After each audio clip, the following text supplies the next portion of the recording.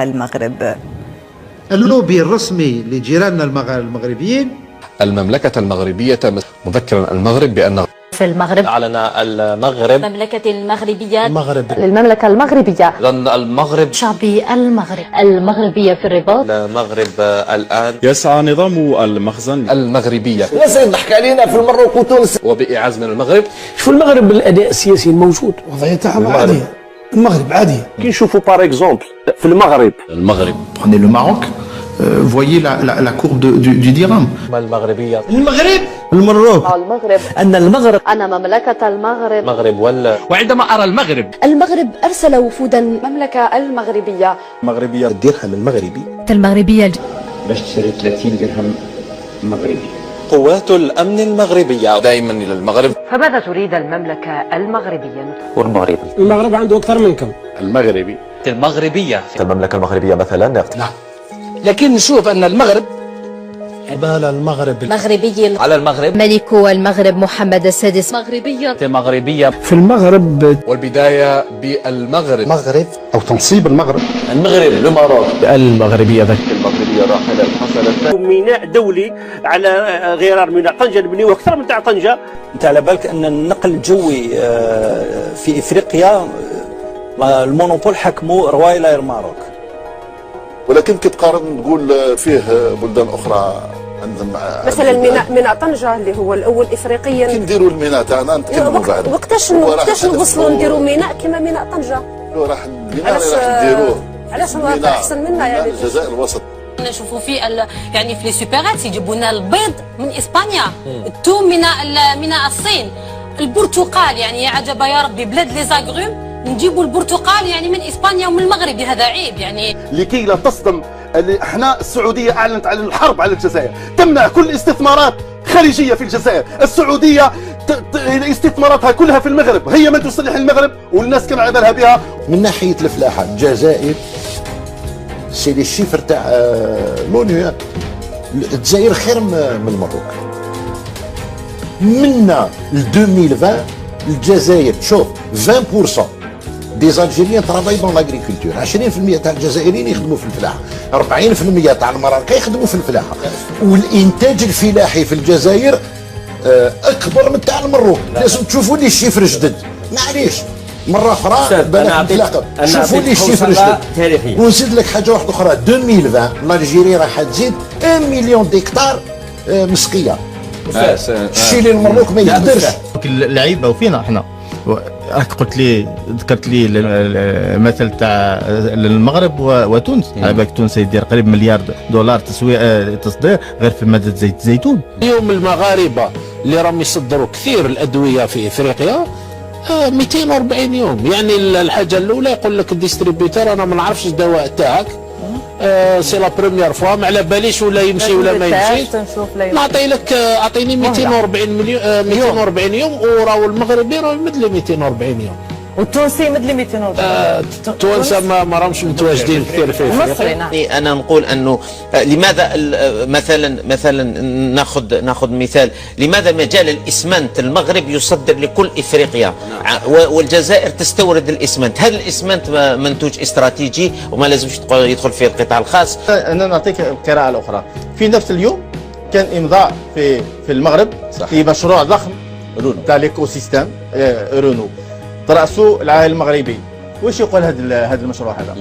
يقول بان مشروع استخدام مليار دولار مليار اورو. واش يقول؟ صناعه المحركات ويسمح لي الدفع بصناعه السيارات في المغرب. الاهداف نتاعو 2 مليار دولار تصدير سنويا و10 ملايير دولار تصدير من لآفاق 2020. تقريبا 50,000 160,000 عامل من الخمس سنوات. نزيد لك بفضل هذا المشروع المغرب دخل في الكلوب تاع الكلوب تري ريستران تاع لي 13 فابريكون تاع المحركات في العالم. اللي عندنا ربما كنا نصدر 25 إلى 30 مليار دولار من المنتوجات والخدمات. شوفوا بلد كالمغرب الآن يصدر تقريبا 20 مليار دولار، بالطبع خارج المحروقات لأنهم ما يصدروش المحروقات. الأمور المنتجة للثروة المنتجة للمعلومات. أما أن تبني مسجد بالمبالغ التي خصصت له أكثر من $1 مليار، لا يعني شيء مبالغ فيه. الأستاذ أبو إبراهيم. والله العظيم لي ميزون دو ديو سون توجور لي بيانفوني بالنسبة لي. أنا نشوف في هذا المسجد سي ان بو اون كونكورونس مع المروك، لان لو روا دو ماروك الى في اون موسكي اون بورجور دو لاتلانتيك. بون احنا معليش نديروها طل على البحر، معليش طل على البحر، ولكن انا ما نعرضش الفكره حتى ولو نفضل بكل صراحه الدراهم هذو. ولكن ما اراد ان يقول ربما استاذ ابو ابراهيم نحن في حتى بهذا المفهوم سيد صافي ربما يقول لك البعض انه اهم المشاريع الفرنسيه ذهبت الى الجاره الغربيه الى المغرب.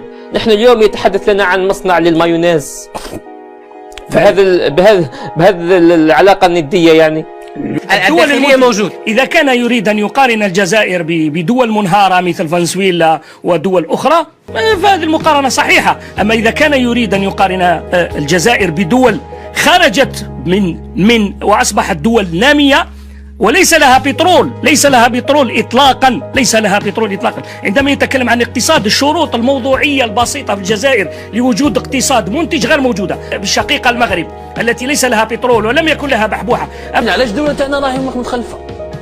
ما فهمتش يا خويا، فهمونا. إذا ولادكم كاع قاريين علاش الدولة تاعنا متخلفة ولي مالجيري ولي مال غوفرني ومازلنا نجيبوا المايونيز ونجيبوا في الحسيلة ونجيبوا كسكسوح نجيبوه من المروك والخبز جبناه من الإمارات.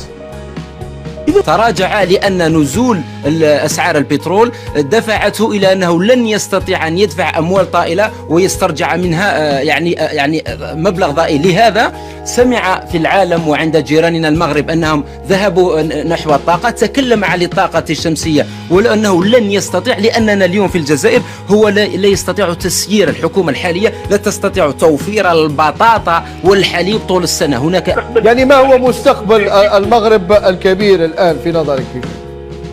المغرب الكبير في نظري يبنى من خلال الشعوب والحجرة العائقة اللي راهي تعيق بنفسها هي الجزائر. الجزائر عندها عقدة من المملكة المغربية. شوف على لي تونيزيا خير منا، لي ماروكان خير منا. صح. أنا بور مو أوني لي ميور. صح. كاين بزاف اللي راحوا للدولة لقب عالمي هم جزائريين. L'Andalous, c'est les 3 pays, ce n'est pas seulement le Maroc. Mais bon, هما ils ont su médiatiser.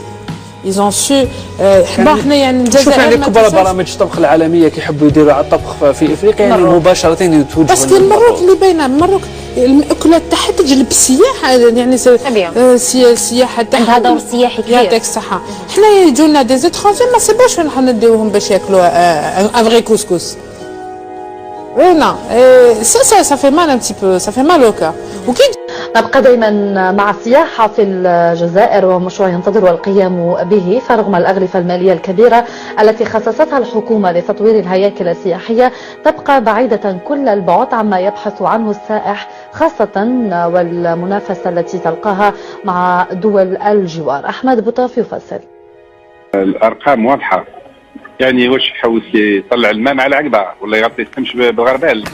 الانتاج الصناعي اقل من 5% من الانتاج الوطني الخام. الصادرات كلها من المحروقات. الاستيرادات فوق 60 مليار سنويا. القمح المغرب ينتج 10 ملايين طن وحنا نستوردوا 7 ملايين ونص طن. يعني وين انا رايح؟ كل شيء واضح. تحس انه ما كانش استراتيجيه بالرغم من انه عددنا هو الاكبر هناك في فرنسا، ازيد من 5 مليون جزائري، ولكن ما عندناش استراتيجيه، ما عندناش. هناك اللوبي المغربي يسيطر على الوضع. صح حتى المساجد يقومون بشراء المساجد حوالي 40% من بشراء كانت ملك للجزائريين من قبل. الان المصليات المساجد يقومون بشرائها صح بأوامر وبإمكانيات من الملك ومن المملكة المغربية. هذا أكيد. يعني تكلم منذ قليل على قضية نقل الجثامين. هل يعقل في 2015 الجزائر ما عندهاش بنك جزائري في فرنسا؟ يعني الإنسان اللي ما يعرفش الجالية ويسمع أنه الجزائريين أكثر جالية في فرنسا يقول لك من المستحيلات السبع أنه الجزائر ما عندهاش بنك. الان الجزائريين تاعنا وهذه لازم يعرفوها، يعني حتى المسؤولين تاعنا الراتب الشهري تاعو يلوحوا في بنوك مغربية وتونسية. المغرب عنده 3 بنوك، القرض الشعبي المغربي، التجاري بنك، الوفا بنك، المغرب ليتيبي. يا هل ترى يعني احنا ماناش مادام فيه بنوك فرنسيه في الجزائر، سوسيتي جينيرال بي ان بي العادي ان يعني وكذلك احتراماتنا لكل المهن، بطبيعة للحلاقه، للنظافه، كل عمل شريف، ولكن خليني نذكرك فقط ونذكر الزميلات، لانه لو هذا اسمح لي استاذ العربي، لو هذا ما حدث مع هذا القانون في دوله اخرى في المغرب او تونس ستقوم الدنيا ولن يقعدوها النساء. بالطبع احنا المجتمع مغيب، كل شيء يجوز بدون نقاش. تونس والمغرب المجتمع حاضر في صناعه القرارات السياسيه. حقيقه مليحه. علاش؟ هما راحوا كاين مخابر دوليه يبيعوا الدواء في الجزائر بثمن غالي بارابور لتونس والمروك، وحنا نعرفوا بك السوق تاع تونس والمروك ما يريبريزونت ريان دي تو بارابور للمارشي الجيريان. ولكن هما داروا كاع لي لابوراتوار في قفص واحد، حتى اللي يبيع الادويه ب 1 يورو قالوا له زنقص. L'Algérie semble être en deçà des seuils les plus catastrophiques. J'en veux pour exemple, je vais vous donner un exemple. Le taux de pénétration de l'Internet, par exemple, en Algérie est inférieur à 25%. Et encore, il a été augmenté de près de 200% ces 2 dernières années. Et avec une très faible connectivité.